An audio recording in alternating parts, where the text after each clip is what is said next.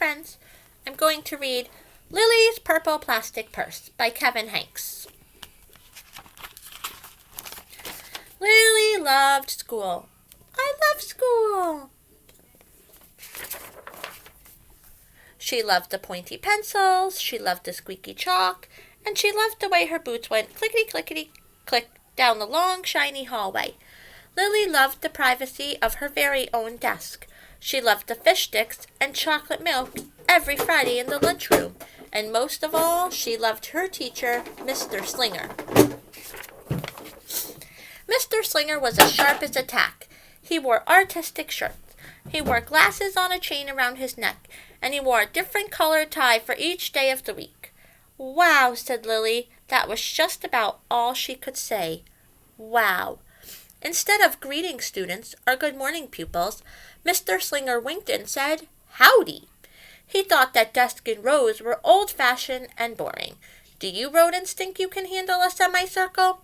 And he always provided the most tasty things that were curly and cheesy and crunchy. I want to be a teacher when I grow up, said Lily. Me too, said her friends Chester, Wilson, and Victor. At home, Lily pretended to be Mr. Slinger. I'm the teacher, she told her baby brother Julius. Listen up. Lily even wanted her very own set of deluxe picture encyclopedias. What's with Lily? Asked her mother. I thought she wanted to be a surgeon or an ambulance driver or a diva, said her father. It must be because of her new teacher, Mr. Slinger, said her mother. Wow, said her father. That was just about all he could say. Wow. Whenever the students had free time, they were permitted to go to the light bulb lab in the back of the classroom. They expressed their ideas creatively through drawing and writing. Lily went often. She had a lot of ideas. She drew pictures of Mr. Slinger, and she wrote stories about him too. During sharing time, Lily showed her creation to the entire class. Wow, said Mr. Slinger. That was just about all he could say. Wow.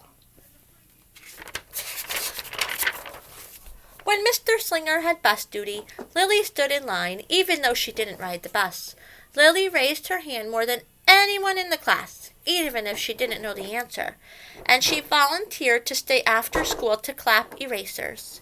I want to be a teacher when I grow up, said Lily. Excellent choice, said Mr. Slinger. On Monday morning, Lily came to school especially happy. She'd gone shopping with her Grammy over the weekend. Lily had a new pair of movie star sunglasses, complete with glittery diamonds and a chain like Mr. Slinger's. She had 3 shiny quarters. And best of all, she had a brand new purple plastic purse that played a jaunty tune when she opened it.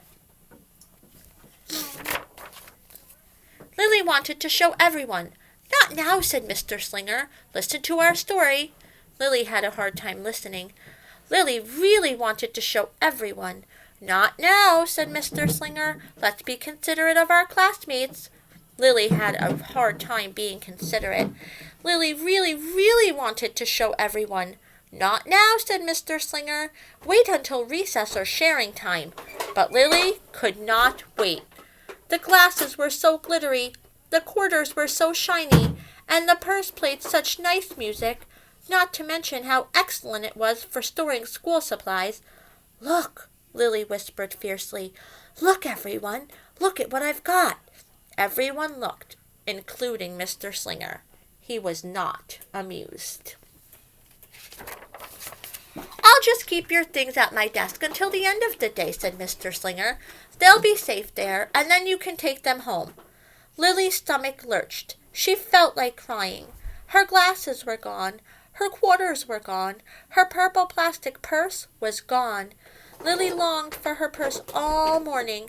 She was even too sad to eat the snack Mr. Slinger served before recess. That afternoon, Lily went to the light bulb lab. She was still very sad. She thought and she thought and she thought, and she became angry. She thought and she thought and she thought some more, and then she became furious. She thought and she thought and she thought a bit longer, and then she drew a picture of Mr. Slinger. Big, fat, mean Mr. Stealing teacher, wanted by the FBI. P.S. I do not want to be a teacher when I grow up." Right before the last bell rang, Lily sneaked the drawing into Mr. Slinger's book bag. When all the students were buttoned and zipped and snapped and tied and ready to go home, Mr. Slinger strolled over to Lily and gave her her purple plastic purse back. "It's a beautiful purse," said Mr. Slinger. "Your quarters are nice and jingly, and those glasses are absolutely fabulous. You may bring them to school as long as you don't disturb the rest of the class." "I do not want to be a teacher when I grow up," Lily said as she marched out of the classroom. On the way home, Lily opened her purse. Her glasses and quarters were inside, and so was a note from Mr. Slinger. It said, "Today was a difficult day. Tomorrow will be better." There was also a small bag of tasty snacks at the bottom of the purse. Lily's stomach lurched. She felt like crying. She felt simply awful. Lily ran all the way home and told her mother and father everything. Instead of watching her favorite cartoon, Lily decided to sit in the uncooperative chair. "I'll stay here a million years for Mr. Slinger. Why does everything always happen to me? 1051, 1052, 1059. That night, Lily drew a new picture of Mr. Slinger and wrote a story about him too. Lily was really, really sorry, so everyone forgave her, even her parents, even her stinky baby brother, even her especially incredible teacher, and then the sun shined its smiley face down on everyone and everything, even the bugs and worms. The end. Lily's mother wrote a note, and Lily's father baked some tasty snacks for Lily to take to school the next day. "I think Mr. Slinger will understand," said Lily's mother. "I know he will," said Lily's father. The next morning, Lily got to school early. "These are for you," Lily said to Mr. Slinger, "because I'm really, really, really, really, really, really, really, really, really, really, really, really, really, really, really, really sorry." Mr. Slinger read the story, and he looked at the picture, and he read the note, and he sampled the snack. "Wow," said Mr. Slinger. That was just about all he could say. Wow. "What do you think we should do with this?" asked Mr. Slinger. "Could we just throw it away?" asked Lily. "Excellent idea," said Mr. Slinger. During sharing time, Lily demonstrated the many uses and unique qualities of her purple plastic purse, her shiny quarters, and her glittery movie star sunglasses. Then she did a little performance using them as props. "It's called interpretive dance," said Lily. Mr. Slinger joined in. "Wow," said the entire class. That was just about all they could say. Wow. Through the rest of the day, Lily's purse and quarters and sunglasses were tucked safely inside her desk.